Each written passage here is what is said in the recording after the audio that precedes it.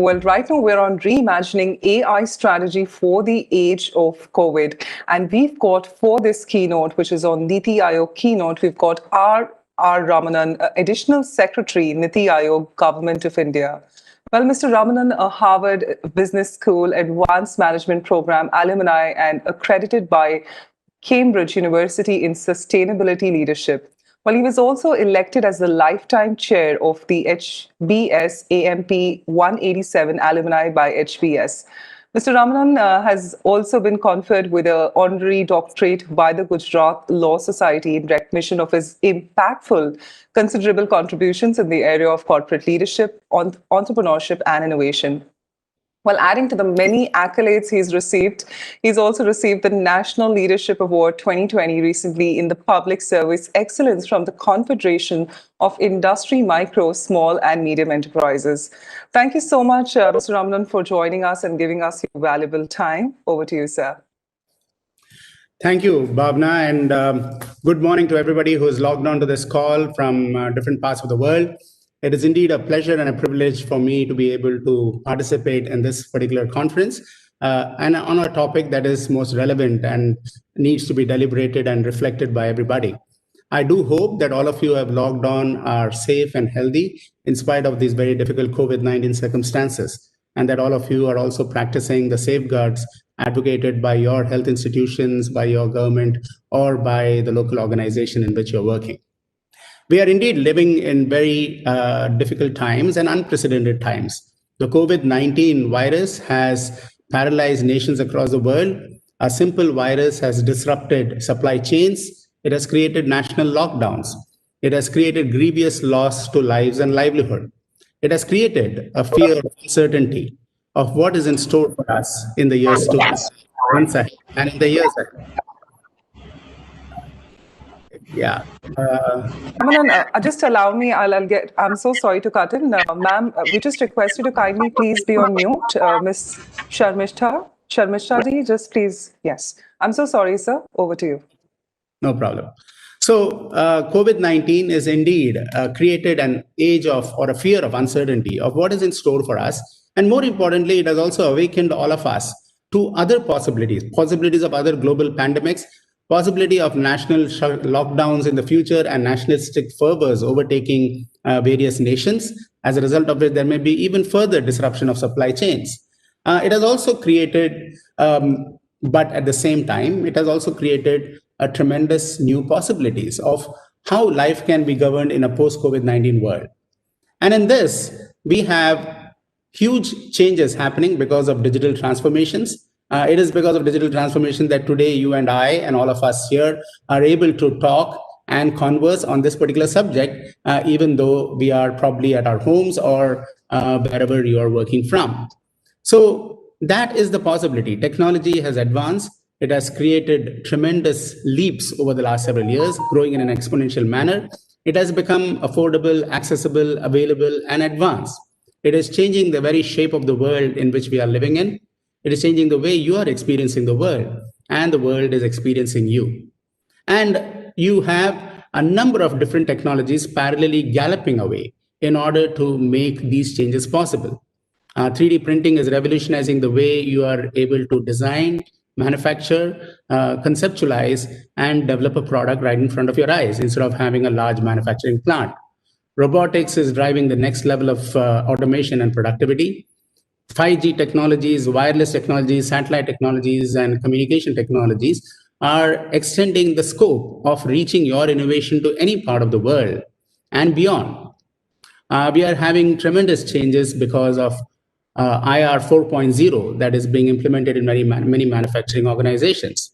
And because of sensor technologies that is integrated in man-machine device, virtually everything that you can think of, you are getting huge amounts of data that can be processed at lightning speed. And because of great advances in big data analytics, in cognitive computing, in nanocomputing, and supercomputing, you're able to process all this data and be able to make meaningful decisions. It is therefore not very surprising that artificial intelligence has started making an impact.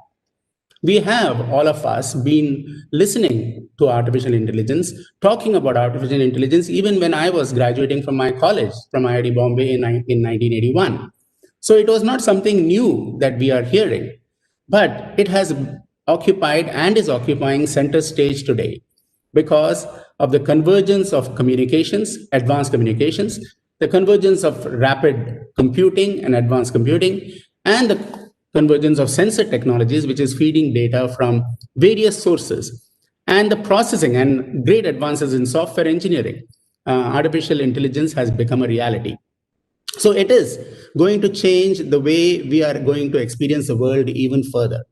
And it is therefore right that in this particular conference, the deliberation is how artificial intelligence can make an impact, where it can make an impact, how it can make impact for social good. We are living in a country in India with 1.3 billion people. We have 1.4 million schools in our country. We have more than 10,500 engineering and related institutions. We have 39,000 colleges. We have 150 million young students entering into the workplace over the next 5 to 10 years. Now, this is the tremendous demographic dividend that the Honorable Prime Minister refers to in his Atmanirbhar Bharat clarion call. He has talked about how can we leverage this demographic dividend for the betterment of the nation, for the betterment of the world. And indeed, if we do not give this 150 million young students the opportunities to be able to dabble with, learn, and use latest emerging technologies for the benefit of humanity and for the benefit of mankind, it would be a great opportunity lost. And therefore, the Atal Innovation Mission has been formed with the explicit purpose of how do you create and promote a culture of innovation in and around the country, throughout the length and breadth of the country. We can talk about entrepreneurship, we can talk about innovation, but unless you create a problem-solving, innovative mindset, a mindset that is also empowered with the latest tools and technologies that are changing the shape of the world and is accessible to the young minds so that they can play with them, tinker with them, innovate with them, and create solutions that the world needs. And in the previous speech, Abhishek Singh beautifully brought out where AI can play a role in every segment, whether it is agriculture, whether it is healthcare, whether it's education, whether it's transportation, whether it is smart cities, and so on and so forth. So it is important for everyone to develop a problem-solving, innovative mindset at a young school level. And that is why Atal Innovation Mission has launched thousands of adult tinkering labs across schools so that every young student from grade 6 to grade 12 gets an opportunity to be able to dabble with these technologies. And more importantly, they get an opportunity to look at problems they see in and around their communities. You don't have to define problems for them, some abstract problems. They just need to see what are some of the problems where they live. What are the problems of waste management, water management, electricity for all? What is the problem of traffic management, the pollution that they experience, the healthcare problems that they have? What are the problems they see when they walk from their school to their home or from their home to the nearest mall? And then can you use technology and can you use AI for solving those problems? So it is with that intention that more than 10,000 schools have been selected by Atal Innovation Mission for setting up adult tinkering labs. And more than 5,400 schools are already having adult tinkering labs. And more than 2.5 million students are today being exposed. And not just being exposed, they are actually creating prototype of innovations using 3D printing, robotics, IoT, miniaturized electronics, augmented virtual reality technologies through do-it-yourself kits. These do-it-yourself kits are being provided to them. And like I said, technology has become affordable. So all of these do-it-yourself kits can enable them to see how to leverage technology to create problem-solving solutions. The second thing that Atal Innovation Mission is doing is to ensure that at the university level, when these young students go into the university, they get an opportunity to leverage their innovative thinking and mindset and the capability to be able to creatively create a solution to be expressed in the form of startups. So we have launched hundreds of incubators across the country. And these incubators would be able to foster, each incubator would foster 50 to 60 startups over 4 to 5 years. Now, the whole idea is startups. India has become a startup nation. We have 55,000 startups in our country today. But these startups, many of them experience valleys of death, as they are called, because they don't have the right type of support. be it for mentoring support, venture capital support, business planning, strategy support, HR support, or support for reaching out to the market, domain knowledge. So we ensure that through these incubators, that sort of support is enabled so that startups are successful. We have, over the last 5 years, experienced a tremendous surge of innovation in our country. We have now leapt from 81 position in 2015 to 48 in the Global Innovation Index. Now, that's a remarkable growth.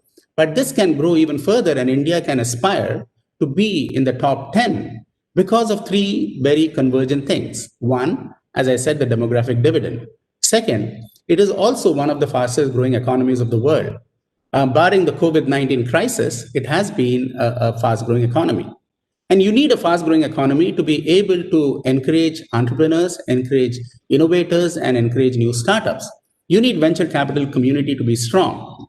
We have also been powered by a $191 billion IT ITS industry that has sprung up over the last 15, 20 years. It has established India's potential to be a knowledge capital or one of the knowledge capitals of the world. And that is where we have this tremendous possibility of leveraging AI and creating AI based solutions, not only for what India needs, but for the rest of the world. Now let's look at why such startups are required and why innovation and entrepreneurship is going to play a central role, especially leveraging AI. If you look at the second pillar of Atmanirbhar Bharat that the Honorable Prime Minister referred to, he talked about the pillar of infrastructure. We are a country with 600,000 villages. We have more than 8,000 small towns and cities. We have only 8 tier 1 cities. We have 715 districts, out of which 115 districts are still called aspirational districts. And they're aspirational districts because they are at the bottom of the pyramid in terms of basic access to healthcare, education, basic access to technology or transportation, water management, affordable housing, clean drinking water, and sanitation. These are the challenges that we need to solve. We need to be able to carry the entire population along, not just people who are there in these 8 tier 1 cities. And we need to ensure that the 8,000 towns and cities become hubs of innovation and job creation. That can only happen when we focus on the pillar of infrastructure. Not only the physical infrastructure that is enabling people to connect between the villages, the 600,000 villages, and be able to reach across to any part of the country, but also the digital infrastructure, which will enable products and services to be rendered from Salem to San Francisco, from Seattle to Sikkim. That is the sort of potential that digital technology and digital infrastructure can offer to everyone. So it is very important that when we are looking at AI solutions, how can AI help us in ensuring smart infrastructure? How can it help us to create smart cities and smart villages? How can it ensure that the demography which is spread and the challenges and the needs of different communities and different villages are different? How can AI help us to get a grip on where we need to focus on, what we need to do in order to be able to ensure sustainable development of a country? And that is also the problem in the rest of the world. Even in advanced economies like America, you have 18% of the people who don't still have access to broadband. So AI is required to bridge the digital divide. It has to bridge the social divide. You have to use technology to solve the problems that technology can create. And that is where AI can come of tremendous use. Now, the third pillar that the Honorable Prime Minister referred was the pillar of demand. We have a country of 1.3 billion people. And when you have 1.3 billion people, the demand is tremendous. That is why you have many countries flocking to India to be able to get a slice of the market. But this is a great opportunity for startups, for entrepreneurs, for innovators to be able to offer solutions, leveraging AI, leveraging IR 4.0 technologies, leveraging IoT sensor technologies to be able to fulfill that demand. And the demand is in all verticals, name it, whether it is healthcare, whether it is agriculture, and all of this was eloquently brought out by Abhishek Singh in his previous talk. The fourth pillar is the pillar of socio-economic progress. If you want India and if you want the rest of the world to be in not only in a surviving mode, but in a thriving mode, we need to ensure that social innovation is given as much importance to as commercially driven innovation. It is not just the growth of an economy that is going to decide the quality or the happiness of a country.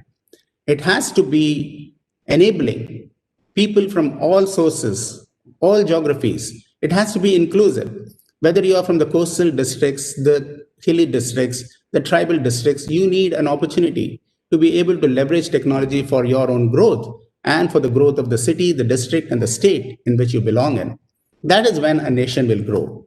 And finally, as he had rightly said, the pillar of technology that weaves through every one of the other pillars in order to make an impact.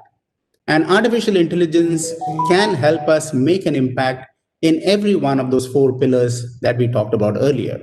The pillar of demographic dividend, where you are able to enable millions of young students acquire the knowledge of the latest of technologies and be able to integrate them into innovations that they can create.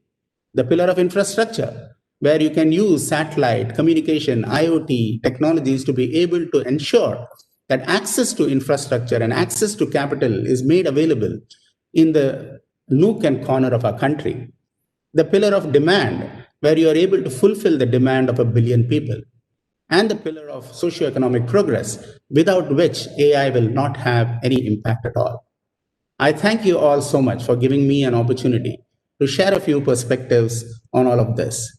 At the Atal Innovation Mission, we are focused on all of these factors: the tinkering labs at the schools, the incubators and the startups at the university and institutional level, the community innovation centers, which are being set up all across the country in rural India, in tier 2, tier 3 cities, the Atal New India challenges that is rousing the young innovators to address problems of national impact, socioeconomic impact, and the Arise challenges, the applied research and innovation for small enterprises, through which we are approaching the MSME community, because 70% of our economy and 70% of our people are involved in the MSME economy. And unless they come up and they are also able to build and leverage technology for their good, we will be left behind. Thank you so much for giving me an opportunity to talk today in this particular session. All the very best to all the participants who are present in this session. Thank you. Thank you. Thank you so much, Mr. Ramanan, for joining us. And those were some pearls of wisdom coming with all your experience. Thank you once again for being a part of the World AI Show, sir, today.